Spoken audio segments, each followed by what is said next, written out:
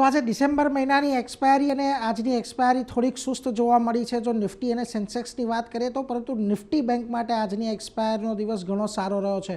જો સવારે આપણે વાત કરી હતી 25,900 અને 26,000 વચ્ચે ખાસ કરીને એક્સપાયરી રહી શકે છે અને દિવસ દરમિયાન 25,900ના પુટ રાઇટર્સ અને 26,000ના કોલ રાઇટર્સ આ બંને વચ્ચે આપણને એક દોરડા ખેંચની સ્પર્ધા જોવા મળી અને દિવસના અંતે એક ફ્લેટ નોટ પર આપણને નિફ્ટીમાં ક્લોઝિંગ આવતું જોવા મળ્યું છે. 25,900ની નીચે ગયું હતું પરંતુ ફરી પાછું રિકવર થઈને બંધ થઈ ગયું. પરંતુ ખાસ વાત રહી નિફ્ટી બેંકની, આજે 58,700 સુધીના લેવલ અહીંયાથી બનાવ્યા હતા અને દિવસ દરમિયાન અહીંયા 500 પોઈન્ટથી વધુની રિકવરી આપણને આવતી જોવા મળી અને દિવસના અંતે લગભગ 0.5% તેજી સાથે 59,171 પાસે બંધ થઈ છે. અને મહત્વની વાત કે અહીંયા 58,800નો જે સપોર્ટ છે એ પણ ફરી પાછો આપણને ઇન્ટેક્ટ રહેતો દેખાયો છે.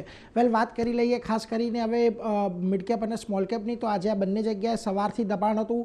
અહીંયા ક્લોઝિંગ પણ આપણને દબાણ સાથે જ આવતું જોવા મળ્યું છે. જો કે થોડીક નીચલા સ્તરેથી રિકવરી અહીંયા પણ હતી પરંતુ એવી કોઈ સિગ્નિફિકન્ટ રિકવરી નથી આવી. કયા સેક્ટર્સ આજના દિવસમાં પોઝિટિવ રહ્યા, તો ખાસ કરીને જુઓ આજે તમને મેટલ સેક્ટરની અંદર એક સારી તેજી રહી, PSU બેંકમાં એક સારી ખરીદદારી જોવા મળીને ઓટો સ્ટોક્સમાં પણ ખાસા એવા આજે ટેકનિકલ મૂવ સારા આવતા દેખાયા એટલે એના પર એક ધ્યાન રાખવાનું.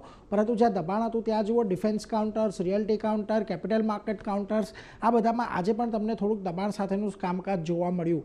વાત કરી લઈએ નિફ્ટીની, તો નો ડાઉટ આજના દિવસમાં શ્રીરામ ફાઇનાન્સ જે રેટિંગ અપગ્રેડ આવ્યું એને લઈને એક તેજી જોવા મળી. આ ઉપરાંત તમને હિન્ડાલ્કો, બજાજ ઓટો, ટાટા સ્ટીલ આમાં તો એક સારી તેજી જોવા મળી જ, પરંતુ જ્યાં દબાણ હતું આજના દિવસે ત્યાં જુઓ ખાસ કરીને Eternal, Max Health, Tata consumer અને આઈશર મોટર્સનો સમાવેશ થાય છે. વેલ, ખાસ કરીને આપણે હવે મિડ કેપ પર તો આજના દિવસે તમને અહીંયા પણ મેટલ કાઉન્ટર્સ થોડાક લીડ લેતા દેખાઈ રહ્યા છે. જો સેલ, નાલ્કોમાં એક સારી તેજી રહી, M&M ફિનાન્સમાં એક સારી તેજી રહેતા જોવા મળી અને 361 વેલ્થ એસેટ મેનેજમેન્ટમાં પણ એક સારી તેજી રહી. જ્યાં આગળ દબાણ આજના દિવસે આપણને આવતું જોવા મળ્યું ખાસ કરીને મિડકેપમાં, ત્યાં જુઓ Coromandel international, Godfrey Philip, IRCTC અને RVNLમાં થોડુંક પ્રોફિટ બુકિંગ અહીંયા આજે પણ આપણને કન્ટિન્યુ રહેતું જોવા મળ્યું છે.